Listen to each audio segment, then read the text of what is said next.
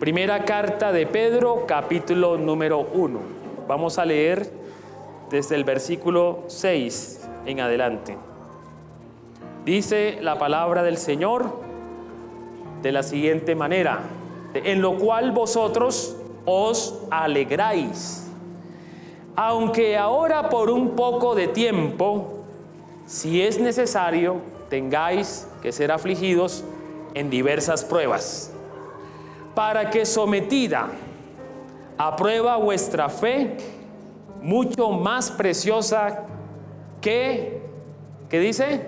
Que el oro, el cual, aunque perecedero, se prueba ¿con qué cosa?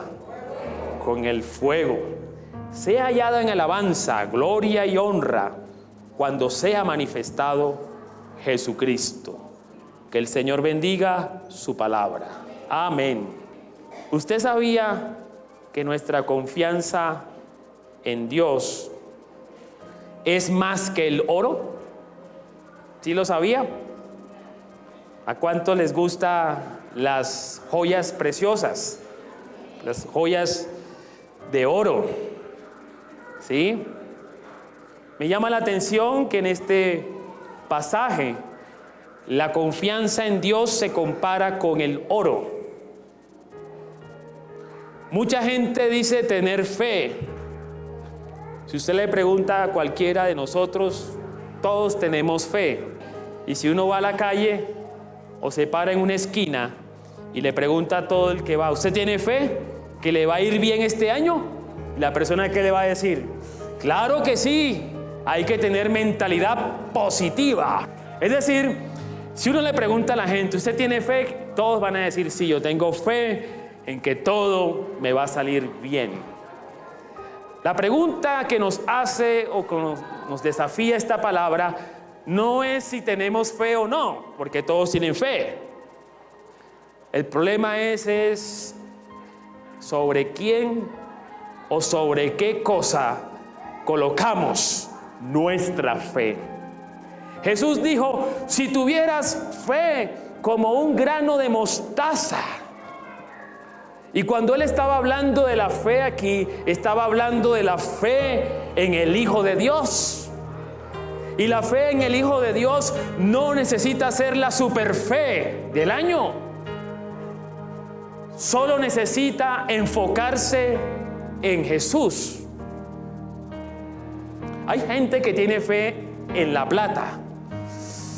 Este año me fue súper bien. Conseguí tanta cantidad de dinero. Y con este dinero voy a hacer muchas cosas el próximo año y sé que todo me va a salir bien. Y cuando no está el dinero, ¿dónde estará su fe? ¿Habrá fe? No, será una fe vana. Hay personas que le ponen o depositan su fe en otras personas. Yo sé que ella es una buena mujer. Yo sé que me irá bien con ella. Yo sé que él es un buen hombre. No le hace mal a nadie. Yo sé que me va a ir bien con este hombre. Hay quienes ponen la fe en los hijos. Yo sé que mis hijos van a hacer cosas grandes que yo no logré hacer cuando estaba joven. Yo sé que mis hijos no van a pasar por las pruebas que yo pasé y le voy a dar lo mejor, porque ellos serán los que van a sacar a nuestra familia adelante. Fe en los hijos. Y en el contexto de iglesia también se puede tener fe en el líder. Yo sé que yo cuento con mi líder cada vez que tengo una situación o un problema. Yo sé que yo lo llamo y él está ahí. O fe en los pastores. Yo sé que cuento con mis pastores. Son unas buenas personas. Yo sé que yo cuento con ellos. Yo sé que ellos nos van a ayudar. Yo sé que ellos están orando por nosotros constantemente. Pero escucha bien, las personas fallan.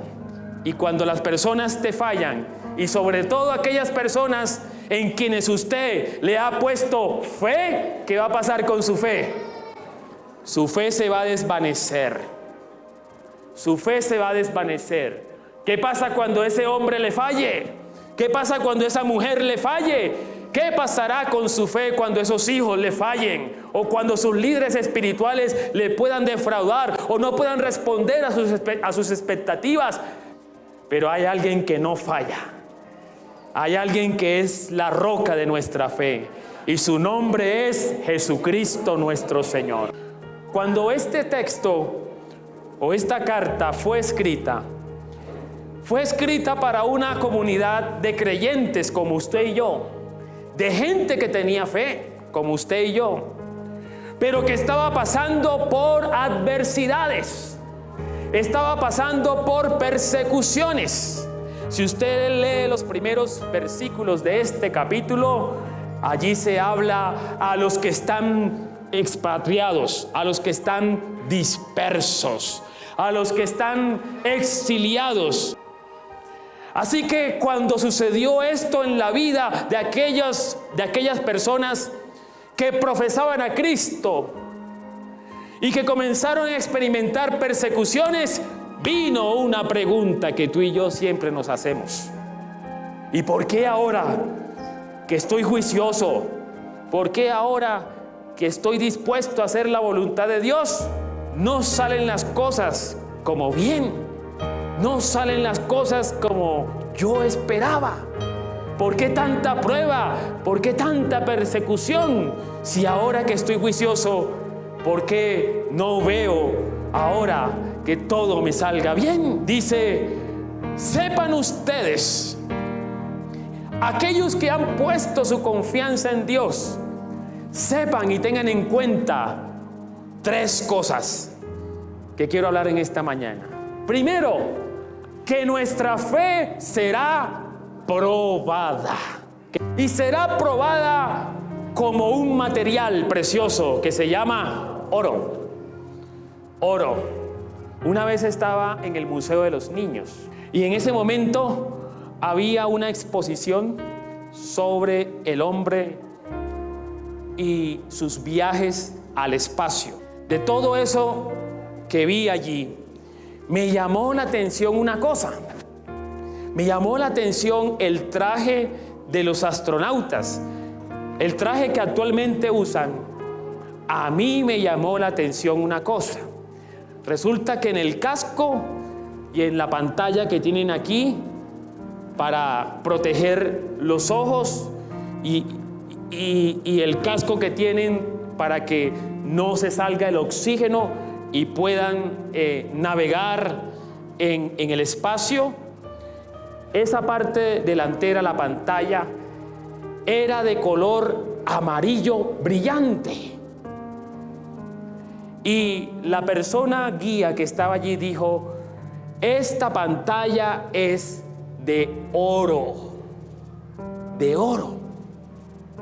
Y a través de esta pantalla, los astronautas ahora pueden navegar de una mejor manera fuera de la nave en el espacio.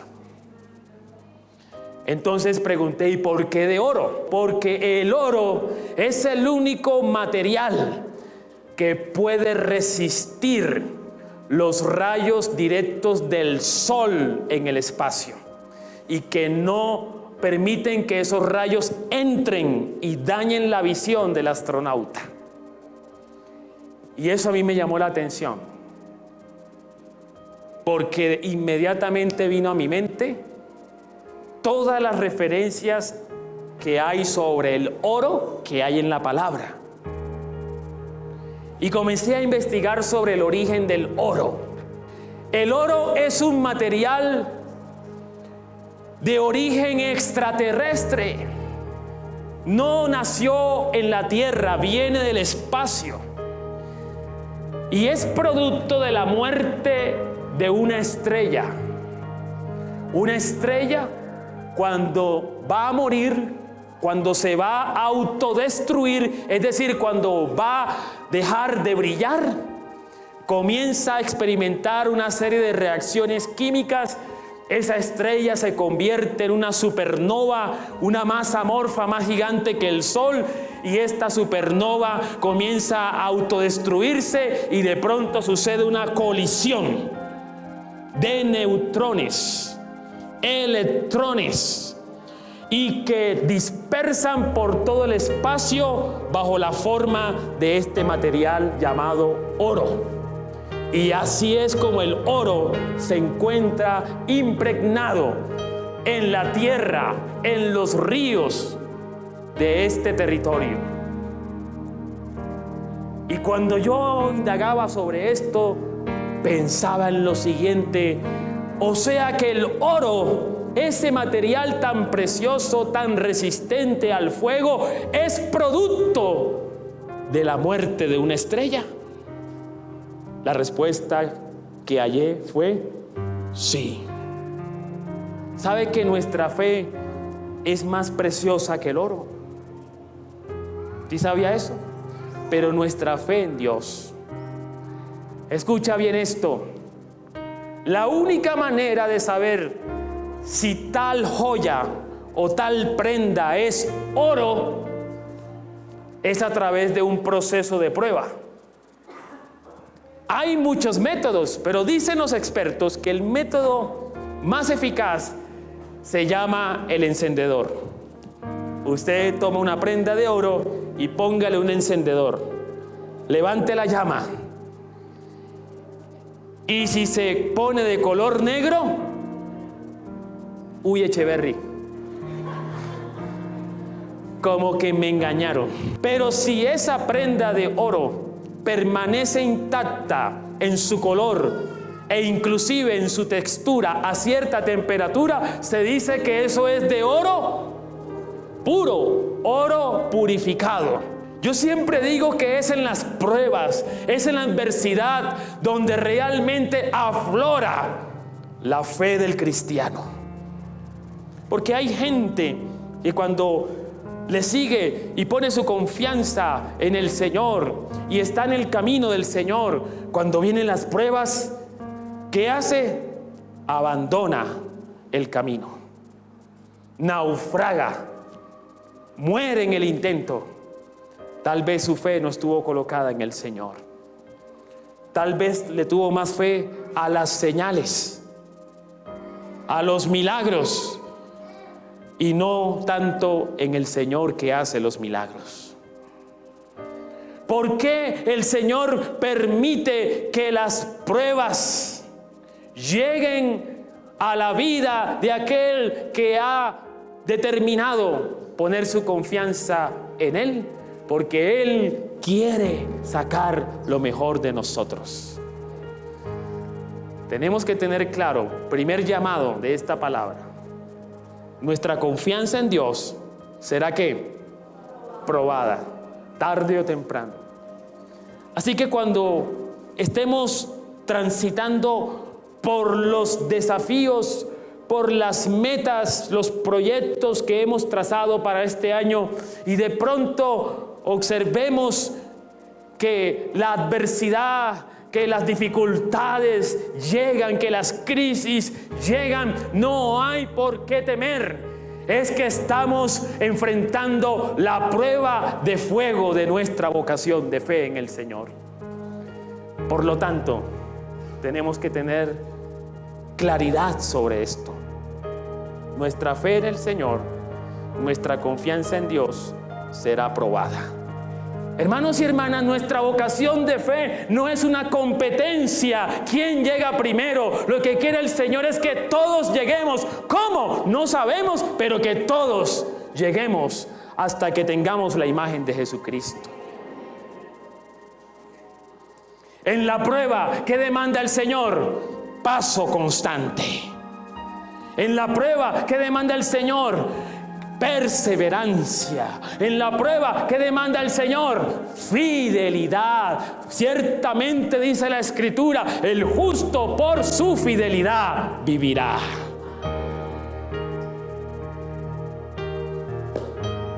Dime entonces, ¿en quién tienes la confianza?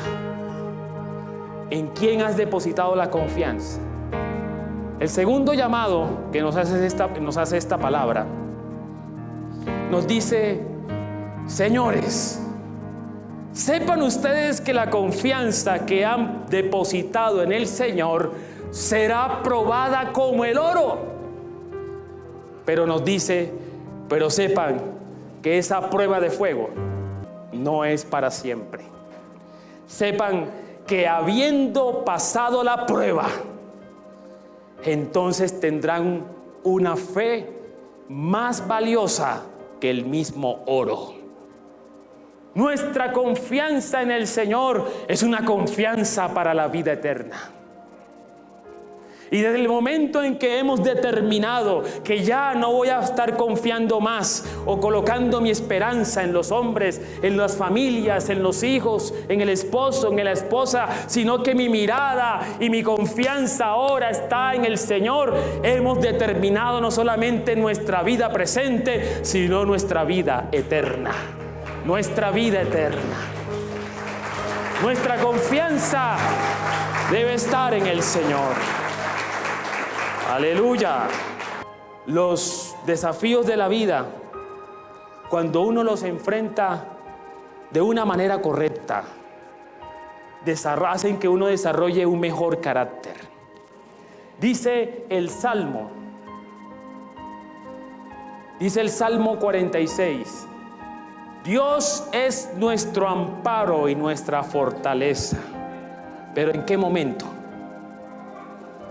En el momento de la adversidad. No es en otro momento. En el momento de la adversidad.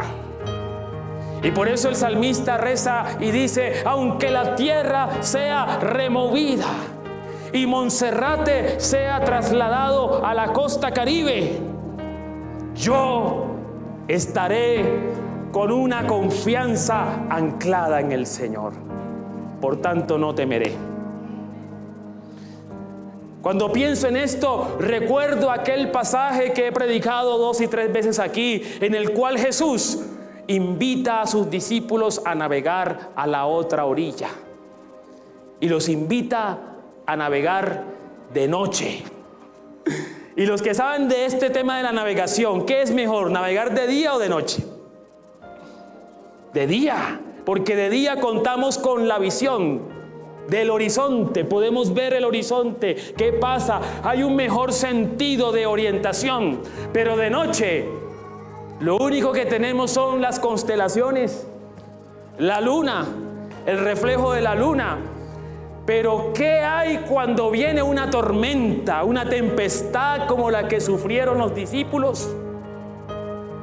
Cuando viene una tormenta, ahí no hay estrella, ahí no hay luna. Cuando vienen los vientos de huracanes, ahí no hay sentido de orientación. Ahí lo único que hay es confusión, ansiedad, porque el oleaje comienza a aumentar, la embarcación pierde estabilidad, el agua comienza a inundar la embarcación. Y eso era lo que estaban pasando los discípulos. Estaban pasando por un momento de prueba. Su fe estaba siendo probada en ese momento. Por allá Juan le dijo a Pedro: Pedro, apúrese, hermano, ¿dónde está el balde? Saquemos agua de aquí que nos vamos a ahogar. Y de pronto entonces Pedro comenzó a preguntar: pero ¿dónde está el capitán? ¿Dónde está el maestro aquí? ¿Dónde está el capitán de la embarcación? Y todos: capitán, capitán. Y por allá el capitán, ¿qué estaba haciendo? El capitán estaba meditando para adentro, estaba durmiendo el capitán. Los discípulos desesperados, afanados, angustiados, están pasando por un momento de prueba. Así que Jesús se levanta y les dice: ¿y dónde está la fe de ustedes? No es que tenía. Entonces Jesús se levanta y ¿qué dice? Habla la tempestad y dice: calla y enmudece. Y dice la Escritura que vino una tranquilidad. ¿Y qué hicieron los discípulos? ¿Quién es este que hasta la tempestad, que hasta los vientos le hacen caso? Pues ese se llama Jesucristo nuestro Señor, el Rey de Reyes, Señor de Señores. Ese es Jesús. Esa es la roca de nuestra fe. Esa es la meta de nuestra confianza. Nuestra confianza en la prueba debe estar puesta ¿en quién? En Jesús. Resulta que cuando ellos pasaron la prueba, ¿qué pasó con su fe? Su fe en Jesús fue afirmada. Su fe en Jesús tenía un alto precio, fue más valiosa que cualquier oro. Su fe en Jesús creció. Toda prueba de nuestra fe siempre nos llevará a crecer más en nuestra confianza para con el Señor. Toda prueba de nuestra fe nos ayudará a conocer más de quién es nuestro Señor. Y por eso no hay que temer, no hay que angustiarse, no hay que tener vergüenza. Y en tercer lugar, este pasaje nos habla y nos dice lo siguiente: sepan ustedes que serán probados, pero si ustedes pasan la prueba, su confianza en Dios será más preciosa que el oro. Y también pasará otra cosa. Y esa confianza en Dios que ha sido probada y que ha vencido en la prueba, será también, ¿qué cosa? Alabada, reconocida y recompensada ¿por quién? Por nuestro Señor que está en los cielos. El Señor siempre recompensa la fe de aquellos que son fieles. El Señor siempre recompensa la fe de aquellos que le honran en el momento de prueba. Y esto debe alimentar más nuestra confianza en el Señor. Si tú permaneces firmes, si tú permaneces en pie, si tú permaneces con tu confianza, con tu vocación en el Señor, entonces tu fe será alabada, tu fe será recompensada, tu fe será honrada por nuestro Padre que está en los cielos, porque Dios es fiel. ¿Cuántos lo creen? Leyendo un poco de historia, me llamó la atención algo.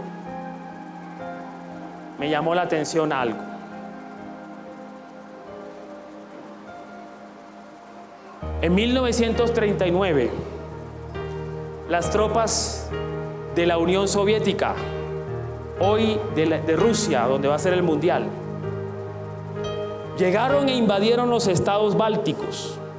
Los estados bálticos en Europa son los estados que están a orillas del mar Báltico: Lituania, Estonia, Latvia. Esos tres estados están en la parte norte de Europa. Llegaron los soviéticos con su ejército rojo, invadieron Latvia, el estado que está entre Lituania y Estonia, entre Estonia y Lituania. Y allí estaba el vicecónsul de la embajada de los Estados Unidos. Y también estaba la sede de la Cruz Roja estadounidense. Y el vicecónsul tenía un temor de que llegaran los soviéticos y se tomaran la sede de la Cruz Roja y la saquearan y dejaran sin misión humanitaria a los aliados que estaban en la zona. Así que el vicecónsul escribió un mensaje al Departamento de Estado y escribió lo siguiente: requiero autorización para izar la bandera de los Estados Unidos sobre y más alta de la bandera de la Cruz Roja. Le respondieron en el Departamento de Estado y le dijeron, comillas, no existe un precedente para actuar de esa manera. En otras palabras, ¿qué le dijeron? Así que el vicecónsul, muy inquieto, ansioso, temeroso de la amenaza del ejército rojo, él decidió izar una bandera más alta que de la Cruz Roja, la bandera de los Estados Unidos. Y escribió lo siguiente al Departamento de Estado: en esta fecha, 1939, he establecido un precedente. Cuando llegó el ejército rojo, vio la bandera de los Estados Unidos y pasó del arco. Cuando yo leía esta anécdota o esta historia, yo pensaba en lo siguiente: la Biblia también nos habla que tú y yo tenemos una bandera. Se llama el Señor Nisi. El Señor es nuestro estandarte. Y que si tú y yo izamos esa bandera, no importa cuánto problema amenace, cuánta adversidad venga, cuánto conflicto nos quiera desestabilizar, pero si tú y yo hemos izado la bandera del Señor, hemos puesto nuestra confianza en el Señor nos dará la victoria en el nombre de nuestro Señor Jesucristo. Esa es nuestra vocación. En esta mañana, ¿tú quieres sentar un precedente? Si lo quieres hacer, ponte en pie entonces. Vamos a orar por esta palabra.